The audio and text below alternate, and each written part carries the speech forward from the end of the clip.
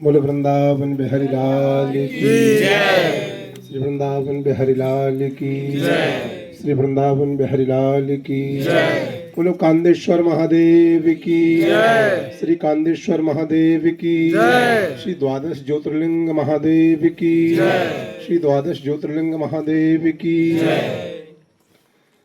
सौराष्ट्रे सोमनाथं च श्रीशैले मल्लिकार्जुनम् उज्जैन्यं महाकालम् ओंकारं ममलेश्वरम् परलं वैद्यनाथं च डाकिन्यां भीमशंकरं श्वेतबन्धे तु रामेशं नागेशं दारुकावने वाराणस्यां तु विश्वेशं त्र्यंबकं गौतमी तटे हिमालये तु केदारं गृष्णेशं शिवालये एतानि ज्योतिर्लिंगानि सायं प्रातः पठे नरः सप्त जन्म कृतं पापं स्मरणेन विनश्यति।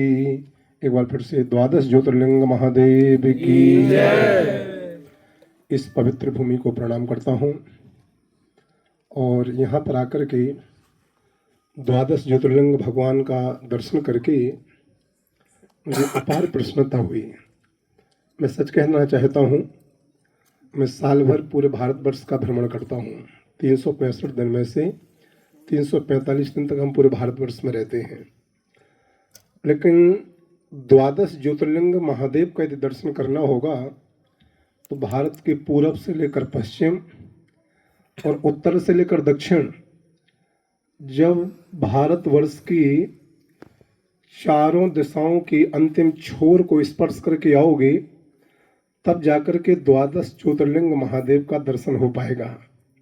लेकिन धन्य छत्तीसगढ़ की पावन भूमि, धन्य पुनीत स्थान कि जहां पर एक साथ द्वादश ज्योतिर्लिंग विराजमान है, अर्थात संपूर्ण भारत यहाँ पर विराजमान है। संपूर्ण भारत, संपूर्ण भारतवर्ष यहाँ पर विद्यमान है, क्योंकि भारतवर्ष के चारों कोनों में जो द्वादश ज्योतिर्लिंग है वो आप लोगों ने यहाँ पर बड़ी विधि से, बड़ी वैदिक पद्धति से, बड़ी वैदिक परंपरा से अनुष्ठान के रूप में यहाँ पर विराजमान किए हैं। तो मैं ऐसा कहा जाता है कि एतानि ज्योतिर्लिंगानि सायं प्रातः पठे नरः सप्त जन्म कृतं पापम स्मरणेन विनश्यति। द्वादश ज्योतिर्लिंग महादेव का यदि कोई प्रातः काल और कोई संध्या काल यदि नामों का भी स्मरण करता है तो सप्त जन्म कृतं पापम, 7 जन्मों तक के पाप केवल द्वादश ज्योतिर्लिंग महादेव का नाम स्मरण करने से समाप्त हो जाते हैं। तो यहाँ तो आप लोग भाग्यशाली हैं, समस्त ग्रामवासी, क्षेत्रवासी, कि यहाँ पर आप लोगों के लिए द्वादश ज्योतिर्लिंगों का केवल नाम स्मरण नहीं करना है, बल्कि घर से 2 कदम चल के आओ और इन आंखों से प्रत्यक्ष द्वादश ज्योतिर्लिंग महादेव का दर्शन करो।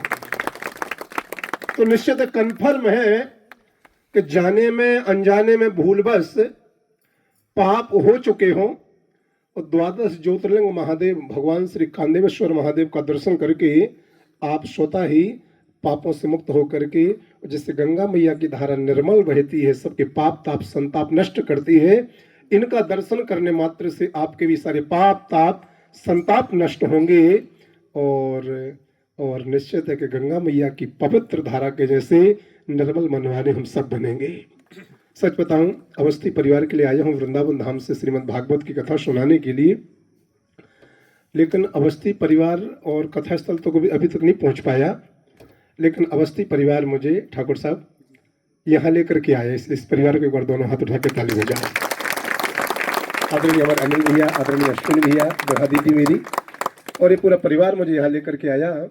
तो सच कहूँ, कथा कहीं ना तो वहाँ आया हूँ जहाँ आप लोगों ने कथा स्थल बनाया है, लेकिन कोई मेरी मन की कहे, कोई मेरी आत्मा की पूछे, तो मैं महादेव से ऐसी प्रार्थना करता हूँ कि यहाँ पंडाल लगता तो 7 दिन ही कथा सुनाता।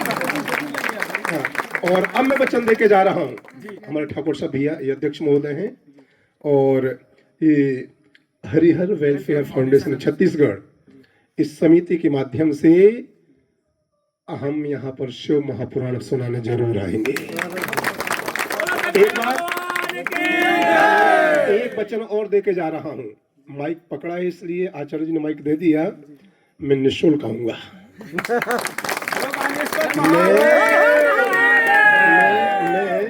मैं अपने लिए जब मैं शिव महापुराण द्वादश ज्योतिर्लिंग महादेव को सुनाऊंगा तो मैं स्वतः अपने लिए यहाँ से 1 रुपये लेकर के नहीं जाऊंगा, और महादेव की व्यास गादी पर 7 दिन तक में, 11 दिन पर जो भी चढ़ेगा वो भी इस स्थान की उन्नति प्रगति को देकर के जाऊंगा।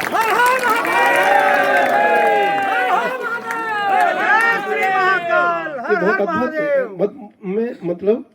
मैं बहुत कुछ बोलने चाह रहा हूँ, लेकिन महादेव को देखा जब, इनको देख करके आत्मा इतनी गदगद होगी। देखो, सौराष्ट्र सोमनाथ यहाँ पर विराजमान है, रामेश्वरम यहाँ पर विराजमान है, घृष्णेश्वर यहाँ पर विराजमान है, भीमाशंकर यहाँ पर विराजमान है, मल्लिकार्जुन यहाँ पर विराजमान है, श्री महाकाल यहाँ पर विराजमान है, ओंकारेश्वर यहाँ पर विराजमान है, भगवान श्री केदारनाथ अभी मैं होकर के आया हूँ। जून के महीने में 15 दिवसीय मेरी यात्रा थी। रोज भगवान केदारेश्वर का दर्शन करता था और रोज 1 घंटे केदारनाथ धाम के प्रांगण में प्रवचन सुनाता था। और आज यहाँ पर आकर के ये दर्शन करके ना, सच बताऊं, मेरा यहाँ आना और अवस्थी परिवार को कथा सुनाना अब मेरा सफल हो गया पहले से ही। भैया भी वृंदावन आए थे, अनिल भैया और आदरणीय अश्विनी भैया आश्रम में, तो बोले गुरुजी आपको इतना अच्छा लगेगा, इतना अच्छा लगेगा, एक बार आप आओगे। तो भी हम और मेरी